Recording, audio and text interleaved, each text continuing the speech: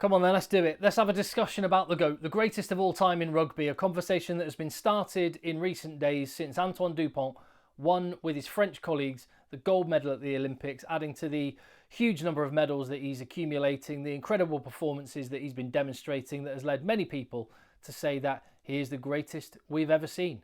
And we're watching it unfold in front of our very eyes. There are others who disagree and say that until he wins a World Cup, you cannot possibly say that. And in any case, it's far too early. And I want to have that discussion with you right now. I'm Tim, this is Egg Chasers.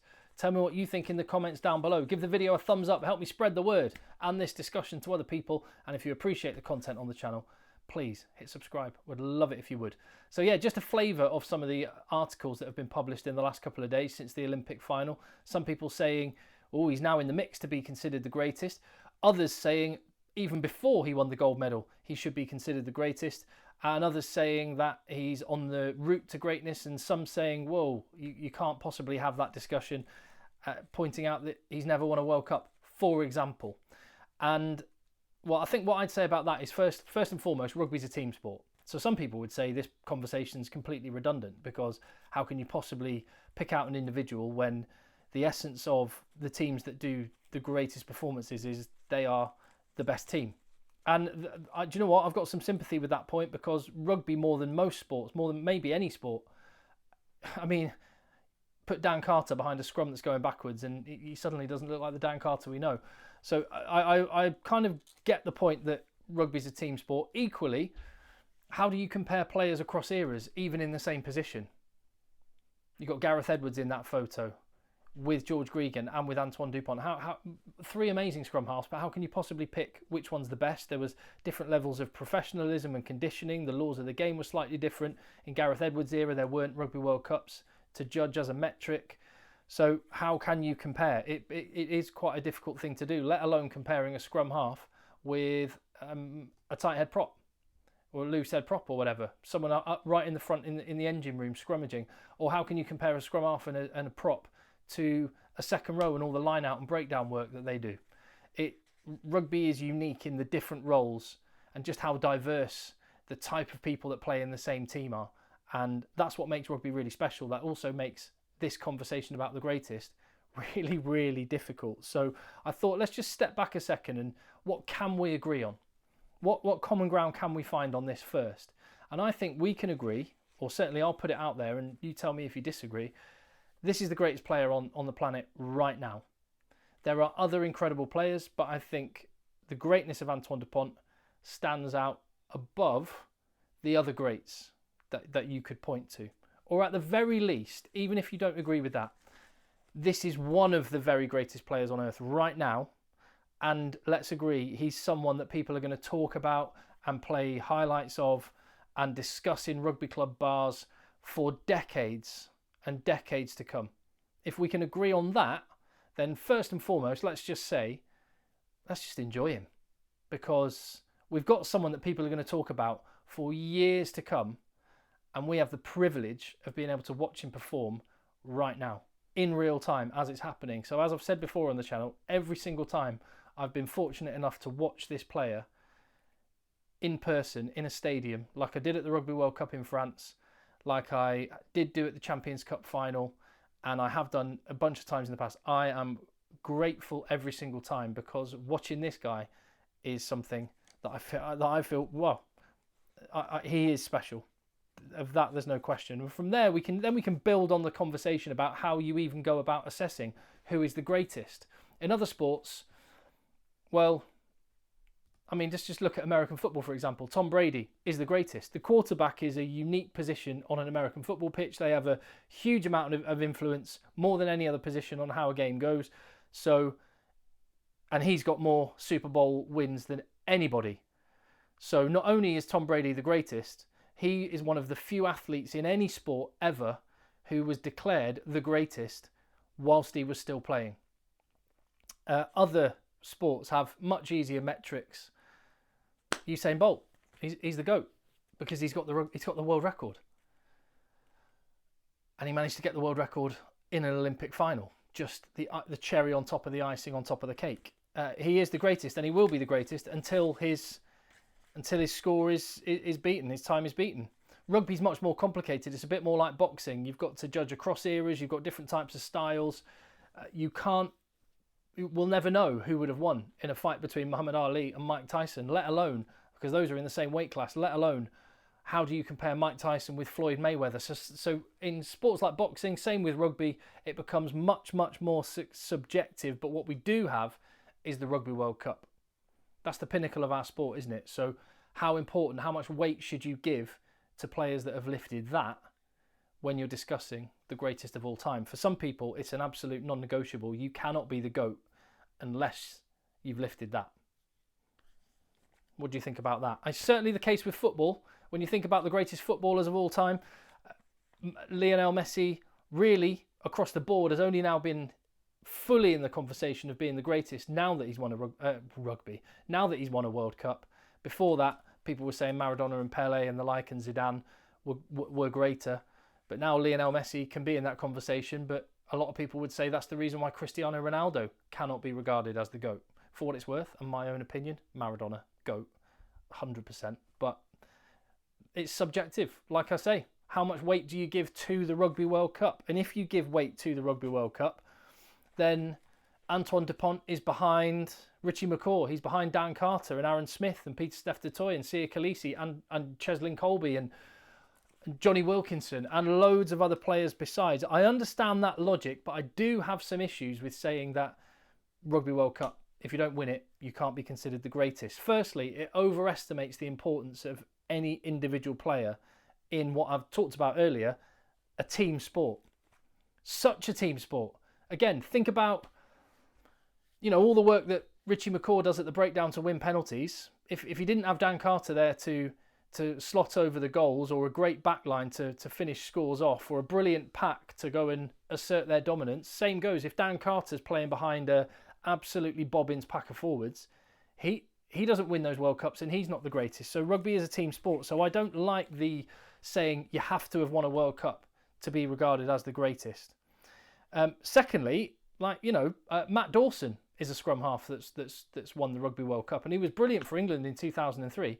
He's not better than Antoine Dupont. No one would argue that. But Matt Dawson's got a Rugby World Cup, so that would be my issue. I don't think Antoine Dupont needs to win a Rugby World Cup in order to be considered the greatest. Just take Dan Carter as an example, actually. The 2011 Rugby World Cup final, wasn't it?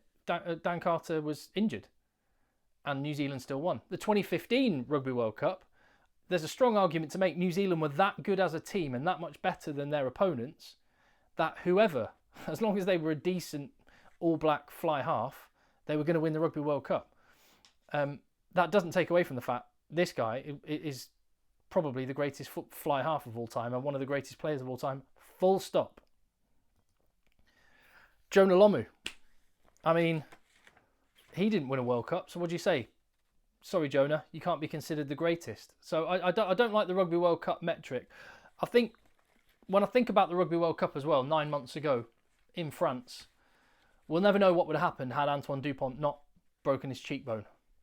But all I do know is that when he did return, he was absolutely incredible for France in that 1-point defeat to the team that went on and won the World Cup, just to highlight how narrow the margins are. So I think another metric of greatness is how players play in the biggest matches of their life. On the biggest of stages, how do they perform? And I'll give you an example. Peter-Steph Dutoit. I think he should be considered one of the greatest. Not just because he's won 2 Rugby World Cups and has been an incredible player, former World Player of the Year. All the accolades that Antoine Dupont has also won, except he's also got 2 World Cups to his name. But Peter-Steph Dutoit brought one of his greatest ever performances, maybe the greatest ever performance, in a Rugby World Cup final. That is greatness.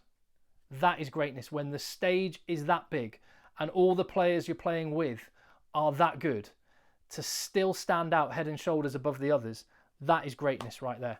And that's why this guy deserves to be in the conversation. It's also why Antoine Dupont, I think, deserves to be in the conversation, because just look at the last few months.